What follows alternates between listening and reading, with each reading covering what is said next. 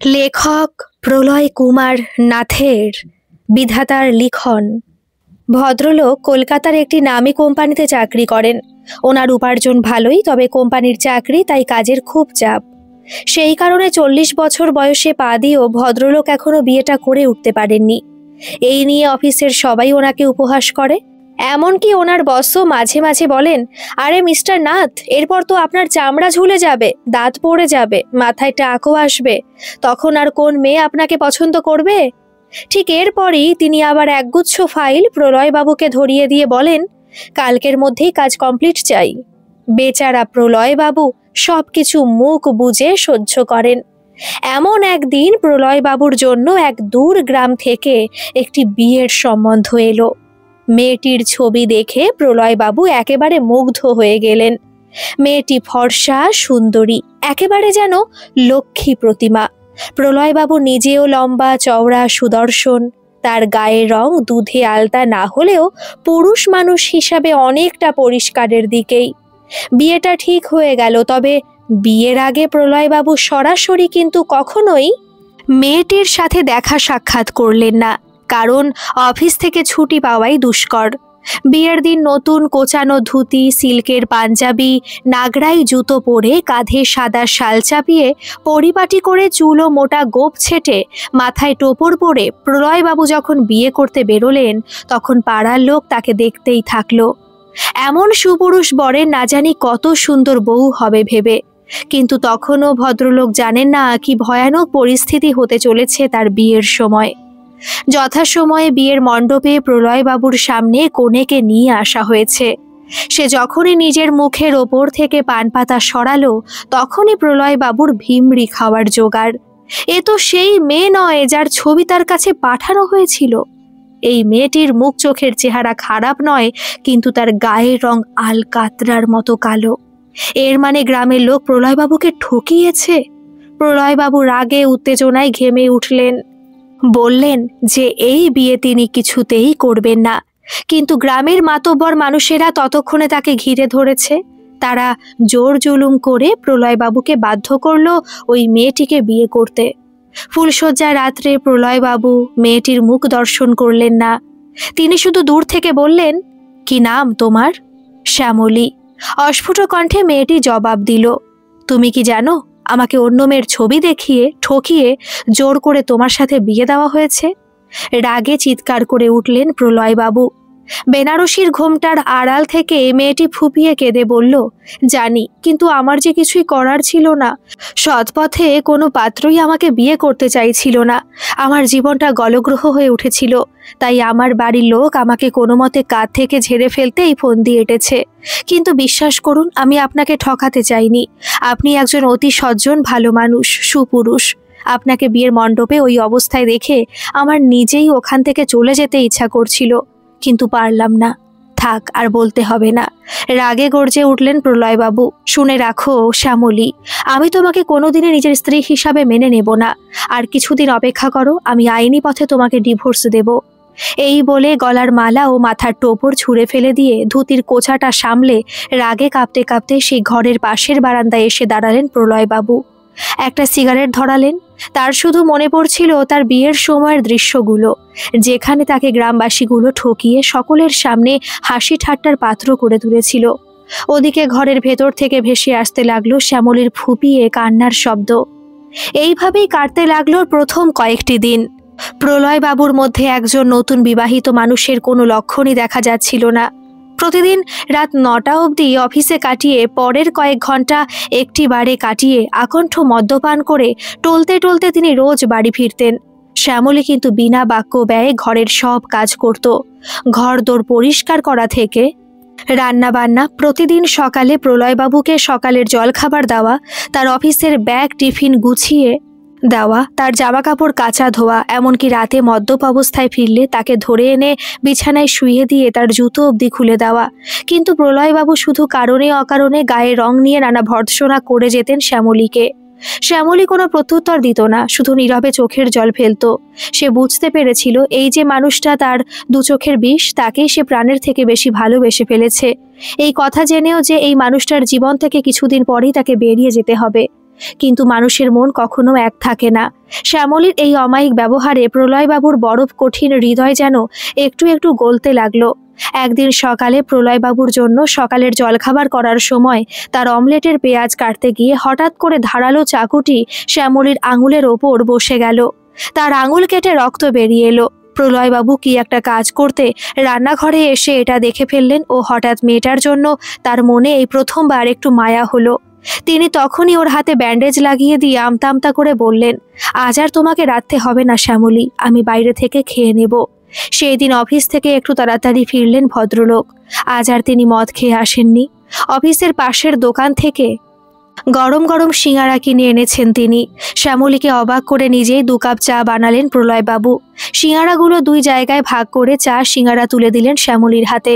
শ্যামলী তো অবাক। এরপর চা সিঙাড়া খেতে খেতে টিভি চালিয়ে খেলা দেখতে বসলেন প্রলয়বাবু। ওদিকে সেই ঘরের পর্দার আড়াল থেকে শ্যামলীর 2 জল ভরা চোখ মুগ্ধ হয়ে শুধু তার দিকেই চেয়ে আছে। সেটা বুঝলেন না তিনি, কিন্তু মানুষের মনে টানা পড়েন কখন কোন পথে এগোয় তা ঈশ্বরই জানেন। শ্যামলীর সাথে প্রলয়বাবুর সম্পর্ক যখন অনেকটাই স্বাভাবিক হয়ে উঠেছে, তখনই শুরু হলো ভদ্রলোকের জীবনে আরেক বিপত্তি। তার অফিসের রিসেপশনে একটি নতুন মেয়ে কাজে যোগ দিল। ফর্সা, স্লিম, একেবারে শহরের আকর্ষণীয় সুন্দরী মেয়ে, নাম রূপসা। রূপসাকে দেখে প্রলয়বাবুর মনে নিভে যাওয়া হতাশাটা যেন আবার জ্বলে উঠল। তার মনে পড়ে গেল এমনই একটি সুন্দরী মেয়ের ছবি দেখিয়ে তাকে ফাঁদে ফেলেছিল শয়তান গ্রামের লোকগুলো, যার ফলে তার জীবনে পূর্ণিমার চাঁদের পরিবর্তে জুটেছে অমাবস্যার কালো এক টুকরো মেঘ। অথচ তার মতো এমন সুপুরুষ মানুষের ভাগ্যে তো এমনই সুন্দর কোনো মানানসই বউ জোটার কথা। সেই জায়গায় শ্যামলী। একটা দীর্ঘশ্বাস ফেললেন প্রলয়বাবু। ধীরে ধীরে রূপসার সাথে সম্পর্কের ঘনিষ্ঠতা বাড়তে লাগলো প্রলয়বাবুর। তিনি এটাও বুঝলেন যে রূপসাও যেন তাকে অফিসের অন্যান্য সহকর্মীদের থেকে একটু বিশেষ চোখেই দেখে। এমনই একদিন কথায় কথায় বিয়ে করে নিজের ঠকে যাওয়ার কথাটাও তিনি বললেন রূপসাকে। শুনে রূপসা তো একেবারে সে বলল, সে কি, এটা তো সরাসরি চিটিং কেস। আপনি এখনই কোনো ভালো উকিলের সাথে কথা বলে প্রথমে আগে ওই মেয়েটাকে ডিভোর্স দিন, তারপর আবার নতুন করে বিয়ে করুন। এই ঘটনার পর আশা করি বিয়ের বাজারে আর যে কোনো অবিবাহিত ছেলের মতোই কদর আপনার থাকবে। রূপসার মুখের মিষ্টি হাসি, তার চোখের ঝলকানি, প্রলয়বাবুর জন্য তার চিন্তা, সবকিছু দেখে প্রলয়বাবুর মনে হলো যেন রূপসা তার প্রেমে পড়েছে। একবার যদি শ্যামলীকে ডিভোর্স দেওয়া যায়, তাহলে হয়তো রূপসাই তাকে বিয়ে করতে রাজি হবে। এই সব ভাবতেই প্রলয়বাবুর হার্টবিট বেড়ে উঠল। দুরু দুরু বুকে তিনি একজন নামকরা উকিলের সাথে যোগাযোগ করলেন ও তাকে বললেন, যেভাবেই হোক আপনি আমার থেকে শ্যামলীকে ডিভোর্স দেওয়ান। এর কিছুদিন পরের কথা, সেদিন অফিসে বসের কেবিনে গুটি গুটি পায়ে ঢুকলেন প্রলয়বাবু, হাতে একটা আর্লি ডিপার্চার ফর্ম। বস অবাক হয়ে তার দিকে মুখ তুলে তাকাতে প্রলয়বাবু বললেন, আজকে আমি হাফ ডে করে একটু বেরিয়ে যেতে চাই স্যার। বস কিছুক্ষণ তাকিয়ে রইলেন তার দিকে। আসলে তিনি প্রলয়বাবুকে কাজের চাপ দিলেও মনে মনে বেশ স্নেহ করতেন, কারণ প্রলয়বাবু খুব পরিশ্রমী মানুষ। তিনি প্রলয়বাবুর ফর্মটিতে সই করে দিয়ে বললেন, কি হয়েছে mister Nath, is everything all right? শুনলাম নাকি আপনার বিয়েতে কি সব গন্ডগোল হয়েছে। অল্প কথায় বসকে পুরো ব্যাপারটা বলা সেরে প্রলয়বাবু বললেন, আজ সেকেন্ড হাফে একজন উকিলের সাথে দেখা করতে যাব স্যার, ওই ডিভোর্সের ব্যাপারে। সব শুনে বস অভিজ্ঞ গলায় বললেন, আপনার যা ভালো মনে হয় সেটাই করুন মিস্টার নাথ, আফটার অল এটা আপনার জীবন। তবে কি জানেন তো, বিধাতা আমাদের ভাগ্যে যা একবার লিখে দেন তা আমাদের সাধারণ মানুষদের পক্ষে মোছা সম্ভব নয়, এবং অনেক ক্ষেত্রে তিনি যা লেখেন তা আমাদের মঙ্গলের জন্যই লেখেন। এই কথাটা যেন অদ্ভুতভাবে প্রলয়বাবুর বুকে বিঁধল। তিনি আর কথা না বাড়িয়ে সেদিন অফিস থেকে হাফ ডে করে বেরিয়ে গেলেন উকিলের বাড়ির উদ্দেশ্যে। সন্ধ্যার দিকে উকিলের সাথে সব সেটিং করে প্রলয়বাবু বেরিয়ে এলেন। উকিলবাবু তাকে ভরসা দিয়েছেন শ্যামলী থেকে ডিভোর্স তিনি তাকে পাইয়েই ছাড়বেন, এবং এতে কোনো অ্যালিমনিও প্রলয়বাবুকে দিতে যেন না হয় সেটাও তিনি দেখবেন, কারণ এটা পুরোপুরি একটি চিটিং কেস এবং প্রলয়বাবু সম্পূর্ণরূপে নিরপরাধ। এরপর প্রলয়বাবু আবার তার পরিচিত বারে গিয়ে কয়েক পেগ হুইস্কি খেয়ে বেরোলেন। তবে অন্যান্য দিনের মতো মাতাল হয়ে নয়, রূপসার কথা তার ভীষণভাবে মনে পড়ছিল। তিনি অনেক ভেবে রূপসাকে একবার ফোন করে বসলেন। রূপসা ফোন ধরলেই তিনি আমতা আমতা করে উকিলের কথাটা তাকে খুলে বললেন, রূপসা, কাল তো রবিবার, আমার আর তোমার দুজনেরই অফ ডে, তাই ভাবছি বিকেলের দিকে একবার তোমার সাথে দেখা করা যাবে। ওই আমাদের অফিসের পাশেরই রেস্টুরেন্টে একেবারে ডিনার করে বেরোবো না হয়। ফোনের ওপার থেকে রূপসা বলল, বেশ তো প্রলয়দা, দারুণ আইডিয়া। আমি তাহলে সন্ধ্যা 6টা নাগাদ পৌঁছে যাব রেস্টুরেন্টে, আপনিও চলে আসবেন সময় মতো। খুশি মনে কলটা কেটে প্রলয়বাবু এলোমেলোভাবে রাস্তা দিয়ে হাঁটতে লাগলেন। হঠাৎ করে আকাশ মেঘে ঘনিয়ে উঠে ঝমঝম করে বৃষ্টি পড়া শুরু হলো। সেটা যেন খেয়ালই করলেন না ভদ্রলোক। বৃষ্টির জলে ভিজতে ভিজতে রাস্তা দিয়ে হেঁটে যেতে যেতে তিনি মনে মনে বললেন, কালকে আমি রূপসাকে মনের কথা জানাবো, বলবো যে শ্যামলীর সাথে ডিভোর্সটা হয়ে গেলেই আমি তোমাকে বিয়ে করতে চাই রূপসা। তুমি কি রাজি হবে না? কেন রাজি হবে না? আমার পাশে তোমাকেই যে মানাবে ভালো। কেউ আর শ্যামলীকে দেখে বলবে না, আহারে এমন সুন্দর ভদ্রলোকের বউ, ভাগ্য কত খারাপ। ঘন বর্ষণের মাঝে সন্ধ্যার অন্ধকারে দিশেহারার মতো হেঁটে চলেছিল এক ব্যতিব্যস্ত হতভাগ্য সুদর্শন পুরুষ, যার জীবনটা, যার স্বপ্নগুলো যেন কোনো নদীর বুকে দুই নৌকার মাঝে আটকে গেছে। এক নৌকায় রয়েছে শ্যামলী, গায়ের সহজ সরল এক কালো মেয়ে, যে মন প্রাণ দিয়ে সেই পুরুষটিকে ভালোবাসে। তার অল্প একটু সান্নিধ্য পাওয়ার জন্য শত অপমান উপেক্ষা করেও, চোখের জলে বুকের কাপড় ভিজিয়েও এখনো তারই অপেক্ষা করে যাচ্ছে। আর অন্য নৌকায় আছে রূপসা, রূপের জেল্লায়, শহুরে আদব কায়দায় যে কোনো পুরুষকে এক বানে কাত করতে পারে সেই সুন্দরী মেয়ে। বাহ্যিক রূপ অনুযায়ী যাকেই প্রলয়বাবুর সাথে মানাবে ভালো। এখন কোন নৌকায় পা রাখবেন এই ভদ্রলোক? তার বুকটা যেন এফোর ওফোর হয়ে যাচ্ছিল। মুহূর্তের মধ্যে তার চোখের সামনে ভেসে এলো তার নিজেরই একটি ছবি। পরিপাটি ধুতি পাঞ্জাবি ও মাথায় টোপর পরা এক সুন্দর অথচ অসহায় নতুন বরের ছবি, যাকে ঘিরে রেখেছে কৌশলী গায়ের অভাগাদের দল, যারা তাকে বলির পাঁঠার মতো বাধ্য করছে একটি কালো মেয়ের সিঁথিতে সিঁদুর তুলে দিতে। আর তাকে দেখে সবাই দাঁত বার করে হাসছে। রাগে অভিমানে প্রলয়বাবুর চোখ থেকে জল গড়িয়ে তা মিশে যেতে লাগলো বৃষ্টির জলের সাথে। না না, কিছুতেই নয়, আমি আর একটি দিনও থাকবো না শ্যামলীর সাথে, ভাবলেন তিনি। বাড়ি পৌঁছতে পৌঁছতে বেশি রাত করে ফেললেন প্রলয়বাবু। তাকে অমন কাক ভেজা হয়ে ভিজে আসতে দেখে শ্যামলী তো অবাক। প্রলয়বাবু ভেতরে ঢুকতেই শ্যামলী তাড়াতাড়ি একটি তোয়ালে নিয়ে এসে প্রলয়বাবুর গা মাথা মুছিয়ে দিতে ও তার ভেজা শার্টটা খুলতে গেল, কিন্তু প্রলয়বাবু যেন আবার তার থেকে কিছুটা দূরে চলে গেছেন। তিনি নিজেই তোয়ালেটা শ্যামলীর হাত থেকে নিয়ে বাথরুমে ঢুকলেন পোশাক পরিবর্তন করতে। বেরিয়ে এসে দেখলেন শ্যামলী তার জন্য গরম চা জলখাবার নিয়ে প্রস্তুত। শুকনো সাদা ধবধবে পাজামা পাঞ্জাবি পরে চুল আঁচড়ে গম্ভীর মুখে চা খেতে খেতে একটা সিগারেট ধরালেন প্রলয়বাবু। নিজেকে একবার আয়নায় দেখে নিলেন। না, বলতেই হয় শ্যামলীর হাতের কাজ খুব ভালো। এই পাঞ্জাবিটা অনেক পুরনো, কিন্তু শ্যামলী এত সুন্দর করে সেটাকে কেচে মার দিয়ে ইস্ত্রি করে রেখেছে যে সেটা একেবারে নতুন মনে হচ্ছে। তাছাড়া ঘরদোর বিছানাও এমন সুন্দর পরিষ্কার পরিচ্ছন্ন করে সে রেখেছে, যা বিয়ের আগে একা মানুষ প্রলয়বাবুর পক্ষে কখনোই সম্ভব ছিল না। কিছুক্ষণ পর রাতের খাবার খেতে বসলেন প্রলয়বাবু। মেনু সামান্যই, তবে এমন সুস্বাদু ডাল, আলু পোস্ত, বেগুন ভাজা ও চিকেন কারি এত তৃপ্তি করে খুব কম খেয়েছেন তিনি। শ্যামলী রান্নার হাতও সবার সেরা। খেতে খেতে একবার শ্যামলীর দিকে তার চোখ পড়ল। অতি সামান্য একটা সুতির শাড়ি পরে আছে সে, গয়নার লেশ মাত্র নেই গায়ে, মুখটা করুণ। তবে প্রলয়বাবুর খাবার ভালো লাগছে দেখে সাময়িক আনন্দে তার কালো মুখটাও কি উজ্জ্বল লাগছে। অথচ প্রলয়বাবুর নিজের সাজ একেবারে ধোপ দুরস্ত। পাঞ্জাবির গলার ভেতর থেকে উকি মারছে সোনার চেন, হাতে শোভা দিচ্ছে সোনার আংটি ও ব্রেসলেট। আচমকাই প্রলয়বাবুর নিজেকে বড্ড অপরাধী মনে হতে লাগলো শ্যামলীর কাছে। রূপসা হয়তো শ্যামলীর থেকে অনেক সুন্দরী, কিন্তু সে কি পারবে এইভাবে তার খেয়াল রাখতে?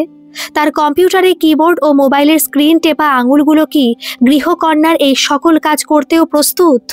প্রলয়বাবু শ্যামলীকে ডিভোর্স করার কথা ভেবে কোনো অন্যায়, কোনো ভুল করছেন না তো? তার মনে পড়ল তার বসের কথাগুলো। বিধাতা আমাদের কপালে যা লেখেন তা ভালোর জন্যই লেখেন। চমকে উঠলেন প্রলয়বাবু। আবার তার বুকের ভেতর শুরু হলো সেই দুই নৌকার দ্বন্দ্ব। আচমকায় খাওয়া ছেড়ে উঠে পড়লেন তিনি। হাত ধুয়ে বারান্দার রেলিংয়ে দাঁড়িয়ে আরেকটা সিগারেট ধরালেন তিনি। তার পাশে কখন যে শ্যামলী এসে দাঁড়িয়েছে তিনি বুঝতে পারলেন না। বুঝলেন তখন, যখন শ্যামলীর আলতো হাতের ছোঁয়া এসে ঠেকলো তার হাতে। কি হলো আপনার? আমার রান্না ভালো লাগলো না বুঝি? অস্ফুট কণ্ঠে জিজ্ঞাসা করলো শ্যামলী। আর থাকতে পারলেন না প্রলয়বাবু। একজন পুরুষ মানুষ হয়েও তার চোখ দিয়ে জল গড়িয়ে পড়তে লাগলো। না শ্যামলী, না, শুধু তোমার রান্না নয়, তোমার হাতের প্রতিটা কাজ সুন্দর, সবার সেরা, কিন্তু আমি যে আজ বিপর্যস্ত শ্যামলী। দিগ্ভ্রষ্ট পাল হারা এক জাহাজের মতো ভেসে চলেছি সমুদ্রের একুল ওকুলে। বলতে বলতে তিনি শ্যামলীকে সব কথা খুলে বললেন, রূপসার কথা, সেই উকিলের কথা। কিন্তু আশ্চর্যজনকভাবে শ্যামলী এসব শুনে বিন্দু মাত্র বিচলিত হলো না। সে আলতো করে হাত রাখলো প্রলয়বাবুর কামানো মসৃণ গালে, বলল, আপনাকে এভাবে কষ্ট পেতে দেখে আমারও খুব কষ্ট হচ্ছে, বুঝলেন? আমি চাই না আপনি আমার জন্য এইভাবে কষ্ট পান। উকিলের দরকার নেই, আমি নিজেই স্বইচ্ছায় আপনাকে ডিভোর্স দিয়ে দেব, আর রূপসার ম্যাডামের সাথে আপনার বিয়েটাও আমি নিজে হাতে দেব। আপনি শুধু সুখী হন, আমি শুধু এইটুকুই চাই। শ্যামলী, অবাক বিস্ময়ে বলে উঠলেন প্রলয়বাবু। তিনি হতবাক হয়ে উঠলেন এই গ্রামের সহজ সরল কালো মেয়েটির এমন নিঃস্বার্থ চিন্তা ভাবনার কথা শুনে। এতক্ষণ তিনি মেয়েটির হাতের কাজ দেখে মুগ্ধ হচ্ছিলেন। এখন তিনি এটাও বুঝলেন যে নিজের ভালোবাসার পুরুষটিকে যে খুশি মনে অন্য মেয়ের হাতে তুলে দিতে পারে, এমন বলিদান আর কোনো মেয়ে দিতে পারে? কিন্তু এর বেশি কিছু আর ভাবতে পারলেন না প্রলয়বাবু। তার মাথা ঝিমঝিম করতে লাগলো, হাত পা ঘাড় ভারী হয়ে এলো, চোখ জ্বালা করতে লাগলো। তিনি শ্যামলীকে আঁকড়ে ধরে তার গায়ে হেলে পড়লেন। শ্যামলী বুঝতে পারল প্রলয়বাবুর গা বেশ গরম। অতক্ষণ বৃষ্টির জলে ভিজে নিশ্চয়ই জ্বর বাঁধিয়েছেন তিনি। উদ্বিগ্ন মনে শ্যামলী ধীরে ধীরে প্রলয়বাবুকে ঘরে নিয়ে গিয়ে বিছানায় শুইয়ে দিলেন। জ্বরের ঘরে ভদ্রলোক তখনও রীতিমতো ভুল বকছেন। কখনো বলছেন রূপসা, কখনো বলছেন শ্যামলী, আবার কখনো বলেছেন ঠকিয়েছে, গায়ের মানুষ আমায় ঠকিয়েছে। শ্যামলী শায়িত প্রলয়বাবুর মুখে থার্মোমিটার লাগিয়ে তার তাপমাত্রা নিল প্রায় 102 ডিগ্রি। এত জ্বর দেখে বেশ ভয় পেয়ে গেল শ্যামলী।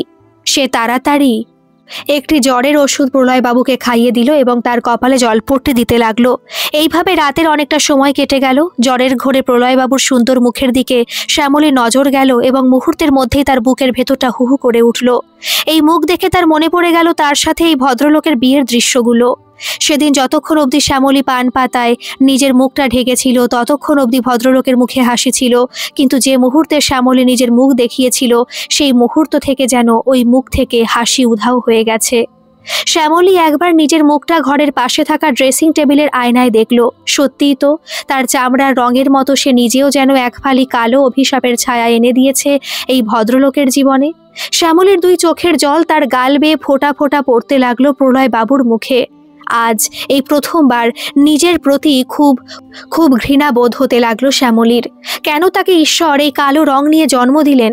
কেনই বা গায়ের মানুষ এই ভদ্রলোকটিকেই ঠকিয়ে তার সাথে ওর বিয়ে দেওয়ার পরিকল্পনা আঁটলো? না না, সে যতই ভালোবাসুক না কেন ওনাকে, কিন্তু এটা সত্যি যে ওনার পাশে তাকে কখনোই মানায় না, একেবারে না। জলপট্টি দিতে দিতেই শ্যামলী মনে মনে বলল, হে ভগবান, ওনাকে ঠিক করে দাও, ওনার যেন কিছু না হয় ভগবান। একবার ওনার শরীরটা ঠিক হলেই আমি এক কাপড়ে এই বাড়ি ছেড়ে চলে যাব, আর কখনো আসবো না ওনার সামনে, কখনো না। নিজের মনেই কাঁদতে কাঁদতে কখন যে শ্যামলী প্রলয়বাবুর বুকে মাথা রেখে ঘুমিয়ে পড়ল তা সে নিজেও বুঝল না। ভোরের দিকের প্রলয়বাবুর অচেতন ভাবটা একটু কেটে গেল, যদিও বা জ্বর তখনও ছিল না। তিনি চোখ খুলে শ্যামলীকে নিজের বুকের ওপর মাথা রেখে ঘুমোতে দেখলেন, যেন পরম নিশ্চিন্তে নিজের একমাত্র ভরসার জায়গাটা খুঁজে পেয়েছে মেয়েটা। আর একেই কিনা কিছুদিনের মধ্যে নিজের জীবন থেকে পুরোপুরি সরিয়ে দেওয়ার পরিকল্পনা করছেন তিনি। জ্বরের ঘরেও বুকের ভেতর একটা অদ্ভুত ব্যথা যেন বাজতে লাগলো প্রলয়বাবুর। তার মনে হতে লাগলো তিনি কি সত্যি পারবেন শ্যামলীকে ত্যাগ করতে। একবার উনি ভাবলেন ঘুমন্ত শ্যামলীকে তার বুকের ওপর থেকে সরিয়ে দিয়ে পাশে শুয়ে দিতে, কিন্তু তিনি সেটা করলেন না। শ্যামলীর স্পর্শে একটা অদ্ভুত টান উপলব্ধি করলেন তিনি, যাকে ছিন্ন করতে ইচ্ছা করল না তার। পরের দিন একেবারে সন্ধ্যার দিকে একটু সুস্থ হয়ে উঠলেন প্রলয়বাবু, এবং তখনই তার মনে পড়ল এতক্ষণে রূপসা হয়তো তার জন্য ওই রেস্টুরেন্টে অপেক্ষা করছে। তখনই একটা ফোন করলেন তিনি রূপসাকে। সে ওপার থেকে ফোন ধরলেই প্রলয়বাবু বললেন, রূপসা, আমি খুব দুঃখিত, আসলে কাল বৃষ্টিতে ভেজার পর থেকে আমার খুব জ্বর এসেছে। রাত থেকে এখনো বেশ দুর্বল মনে হচ্ছে নিজেকে, তাই আজ হয়তো আর তোমার সাথে দেখা করতে পারবো না। কিন্তু কথা শেষ করার আগে তিনি রূপসার পাশ থেকে আসা এক পুরুষ কণ্ঠের কিছু শব্দ ও হাসি শুনতে পেলেন। তিনি এবার বেশ গম্ভীরভাবে রূপসাকে জিজ্ঞাসা করলেন, তুমি কি এখন ওই রেস্টুরেন্টেই আছো? আর তোমার সাথে এখন কে আছে? রূপসা মৃদু হেসে উত্তর দিল, ও ভেরি স্যাড প্রলয়দা, আপনাকে আসতে হবে না, আপনি রেস্ট নিন। আর আমি এখনো রেস্টুরেন্টেই আছি, আর আমার সাথে রাহুল আছে। কে রাহুল? প্রশ্ন করলেন প্রলয়বাবু। প্রত্যুত্তরে রূপসা খিলখিল করে হেসে বলল, ও আপনাকে তো বলাই হয়নি, রাহুল হলো আমার থার্ড এক্স বয়ফ্রেন্ড। অবশ্য এই মুহূর্তে আর এক্স নয়। কয়েক মাস আগে আমার জন্মদিনে ওর কাছ থেকে একটা আইফোন 16 গিফট চেয়েছিলাম, ও তখন দিতে পারেনি, তাই ওর সাথে ব্রেকআপ করে দিই। আজ যখন আমি রেস্টুরেন্টে অপেক্ষা করছি, হঠাৎ ওর হোয়াটসঅ্যাপ এলো সদ্য নতুন কেনা একটা আইফোন 16-এর ছবি। ওএমজি ওএমজি, বুঝতেই পেরেছি যে আমার জন্য কিনেছে, তাই তাড়াতাড়ি ওকে এখানে ডেকে নিলাম আর আবার নিজের বয়ফ্রেন্ড বানিয়েও নিলাম। তাই আপনি দুঃখ করবেন না প্রলয়দা, আপনি না আসতে পারলেও আমি কিন্তু এখন অনেক এনজয় করছি রাহুলের সাথে। রূপসার শেষের কথাগুলো আর শুনলেন না প্রলয়বাবু। পাথরের মূর্তির মতো গম্ভীর মুখে তিনি ফোন কেটে দিলেন। নিজের প্রিয়তমাকে আইফোন গিফট করার সামর্থ্য হয়তো তার নিজেরও আছে, কিন্তু যে মেয়ের একাধিক এক্স বয়ফ্রেন্ড আছে, যে একটা আইফোন না পেয়ে তার প্রেমিকের সাথে সম্পর্ক কেটে দেয়, আবার সেটা পেয়ে নতুন করে সম্পর্ক স্থাপনও করে, তাকে আর যাই হোক না কেন নিজের জীবনসঙ্গী কোনোদিনও করতে পারবেন না প্রলয়বাবু। প্রলয়বাবু ফোন ফেলে দিয়ে ছুটে গেলেন পাশের ঘরে। সেখানে গিয়ে তিনি দেখলেন যে শ্যামলী শান্ত চিত্তে নত মুখে একটি পুরনো সুটকেসে নিজের সামান্য কয়েকটা পোশাক গুছিয়ে রাখছে। প্রলয়বাবু দুর্বল শরীর নিয়ে ছুটে গেলেন শ্যামলীর কাছে। হাঁপাতে হাঁপাতে জিজ্ঞাসা করলেন, এ কি হলো শ্যামলী, কোথায় যাচ্ছ তুমি? শ্যামলী একবার ম্লান হেসে তাকালো প্রলয়বাবুর দিকে, তারপর বলল, আমি গ্রামে ফিরে যাচ্ছি প্রলয়বাবু, জানি না সেখানে আমার আর জায়গা হবে কিনা, তবুও চলে যাচ্ছি। আপনার কাছ থেকে আপনাকে তিলে তিলে কষ্ট দিয়ে আমি আর থাকতে পারবো না। পারলে আমাকেও আমার সাথে আপনার বিয়ে হওয়ার সকল স্মৃতি ভুলে যাওয়ার চেষ্টা করুন আপনি, দেখবেন অনেক সুখী হতে পারবেন। প্রলয়বাবু এগিয়ে গিয়ে তার দুই কাঁধ ধরে বললেন, আমাকে কি কখনো ভালোবেসেছিলে তুমি? শ্যামলী মাথা নত করে দাঁড়িয়ে রইল, কোনো উত্তর দিল না, কিন্তু তার ওই নীরবতাই দিয়ে দিল প্রলয়বাবুর প্রশ্নের উত্তর। প্রলয়বাবু আরও কিছু বলতে যাবেন, তখনই দরজার বেল বেজে উঠল। তিনি যে উকিলের সাথে যোগাযোগ করেছিলেন শ্যামলীর সাথে ডিভোর্সের জন্য, তার এক সহকারী এসেছেন কোর্ট থেকে ডিভোর্সের নোটিশ নিয়ে। নোটিশটি শান্তচিত্তে বেশ কয়েকবার পড়ে নিলেন প্রলয়বাবু, আর ঠিক তখনই যেন একটা মস্ত বড় পাথর সরে গেল তার বুকের ওপর থেকে, যেন এতক্ষণে কোনো পালহারা জাহাজ নোঙর ফেলল তার সঠিক গন্তব্যে। বুক ভরে একটা শ্বাস নিলেন প্রলয়বাবু, আর এক টানে দু আধখানা করে দিলেন কাগজটাকে। তারপর কাগজের টুকরোগুলো হাওয়ায় উড়িয়ে দিয়ে সেই সহকারীর দিকে চেয়ে বললেন, আমার আর এই ডিভোর্সের দরকার নেই, আপনি এখন আসতে পারেন। লোকটি চলে গেলে দরজা বন্ধ করে প্রলয়বাবু ছুটে এলেন শ্যামলীর দিকে, আর তাকে অবাক করে বুকে টেনে নিয়ে ছোট শিশুর মতো কাঁদতে কাঁদতে বললেন, আমাকে ক্ষমা করে দাও শ্যামলী, আমি তোমাকে পদে পদে উপেক্ষা অবহেলা করে গেছি, অথচ তুমি নিজের সবটুকু দিয়ে আমার সেবা করে গেছো, এমনকি আমাকে ভালো রাখার জন্য আমাকে ছেড়ে নিরাশ্রয় হওয়ার কথাও ভেবেছো। হায় ঈশ্বর, কত বড় ভুল আমি করতে চলেছিলাম তোমাকে হারিয়ে। কিন্তু আর নয়, আজ আমি বুঝেছি ভালোবাসার সঠিক অর্থ, যা কখনো নির্ভর করে না কোনো মানুষের বাইরের রূপ রঙের ওপর। আমি তোমাকে ছেড়ে বাঁচতে পারবো না শ্যামলী, কিছুতেই না। যেও না তুমি আমাকে ছেড়ে। আরও কত কি না বলে গেলেন ভদ্রলোক। শ্যামলীর কানে সেই সব ঢুকলই না, কারণ সে তখন চোখ বন্ধ করে পরম আশ্লেষে মুখ ডুবিয়ে দিয়েছেন প্রলয়বাবুর উষ্ণ বুকের মাঝে, তার অত্যন্ত শান্তি ও ভরসার জায়গায়। এর কিছুদিন পরের কথা, কলকাতার একটি নামকরা কালী মন্দিরে তখন একে অপরের দিকে মুগ্ধ নয়নে চেয়ে দাঁড়িয়ে আছেন প্রলয়বাবু আর শ্যামলী। আজকেও বিয়ের দিনের মতোই পরিপাটি করে নতুন কোচানো ধুতি, সিল্কের পাঞ্জাবি ও কাঁধে ধবধবে সাদা শাল নিয়ে সেজেছেন প্রলয়বাবু। তার মোটা গোফের নিচে হাসি যেন আর ধরে না। সোনালি ফ্রেমের চশমার ভেতরে ভদ্রলোকের চোখ দুটিতে আজ অপার শান্তি, অজস্র খুশি। আর অন্যদিকে শ্যামলী সেজেছে গাঢ় লাল বেনারসি ও বেশ কিছু সোনার অলংকারে। চুলে ফুলের তোড়া, ঠোঁটের কোণে মিষ্টি লাজুক হাসি, আর এদের খুব কাছেই দাঁড়িয়ে আছেন প্রলয়বাবুর অফিসের বস। তিনিও আজ আর স্যুট বুট নয়, বরং পুরোপুরি বাঙালি সাজে ধবধবে সাদা ধুতি পাঞ্জাবি পরে এসেছেন। তারই ইচ্ছা মতো প্রলয়বাবু আর শ্যামলীর আবার নতুন করে জীবন শুরুর এই ছোট্ট উৎসব। পুরোহিতের কথা মতো প্রলয়বাবু কৌতুকের সাথে অতি বীরত্বে শ্যামলীর সিঁথিতে সিঁদুর পরিয়ে দিলেন, যেন এতদিন কোনো যুদ্ধ জয় করেছেন। এরপর ওরা দুজনেই মা কালীর মূর্তিকে প্রণাম করে পুরোহিতের আশীর্বাদ নিয়ে প্রণাম করলেন প্রলয়বাবুর বসকে। প্রলয়বাবু বললেন, সত্যি স্যার, সেদিন আপনি একেবারে সত্যি কথা বলেছিলেন যে বিধাতা আমাদের কপালে যা লেখেন তা ভালোর জন্যই লেখেন। আজ সেই কথাই ফলল আমার জীবনে। বস তখন হো হো করে হেসে বললেন, থাক মিস্টার নাথ, আর তেল লাগাতে হবে না আমায়, এখন আপনি একজন ফ্যামিলি ম্যান, তাই আপনার এবারে প্রমোশন একেবারে পাক্কা। সবাই আনন্দে হেসে উঠল এই কথা শুনে। এমনই সময় প্রলয়বাবুর নজরে গেল বেশ কিছু মানুষ তাদেরকে দেখে সে স্থানে আশেপাশে জমা হয়েছে, কিন্তু তারা কি ভাবছে তাকে শ্যামলীর স্বামী হিসাবে দেখে সেটা ভাবার আর কোনো প্রবৃত্তি হলো না প্রলয়বাবুর। সমাজ হয়তো পজিটিভ নেগেটিভ অনেক কথাই বলবে তাদের দেখে, কিন্তু তাদের নিজেদের মধ্যে ভালোবাসার অটুট বন্ধন থাকলে সমাজের কথায় কে বা গা করে। আর সেদিন রাতে আবার নতুন করে ফুলসজ্জার খাট সাজানো হলো প্রলয়বাবু আর শ্যামলীর জন্য। আগের বারের মতো একই সময়ে একই জায়গায় একই বেশে একই দুজন মানুষ, কিন্তু আজ তাদের মানসিক অবস্থা সেদিনের থেকে একেবারে ভিন্ন। প্রলয়বাবুর মনে নেই কোনো রাগ, না শ্যামলীর মনে আছে কোনো হতাশা। আজ শুধুই তাদের ভালোবাসার দিন, একসাথে পথ চলার সূচনা করার দিন।